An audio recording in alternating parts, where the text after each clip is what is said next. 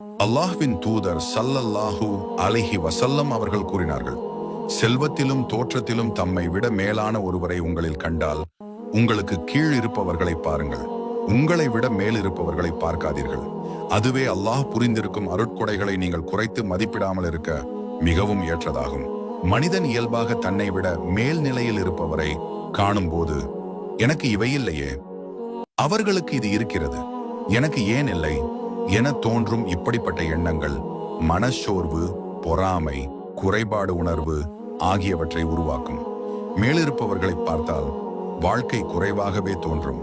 ஒருபோதும் திருப்தி ஏற்படாது. எவ்வளவு கிடைத்தாலும் மேலும் வேண்டும் என நினைப்போம். ஆனால் மனிதன் தன்னை விட குறைவாக இருப்பவரை காணும்போது, அல்லாஹ் எனக்கு நிறைய கொடுத்திருக்கிறார், நான் எவ்வளவு நன்மைகளில் இருக்கிறேன் என்பது மனத்தில் உறையும். எனக்கு கிடைத்தவை போதும் என்று மனம் அமைதியாகும். சில நேரங்களில் மனிதன் வறுமையில் இருப்பவரை, நோயில் இருப்பவரை, கல்வியில், வேலையில், வாழ்க்கையில் தன்னை விட பின்னால் இருப்பவரை கண்டால் அல்லாஹ் தந்த நன்மைகளின் மதிப்பை உணர்ந்து மனிதன் தன்னையே உயர்ந்தவனாக கருதாமல் பணிவுடன் வாழ கற்றுக்கொள்கிறான்.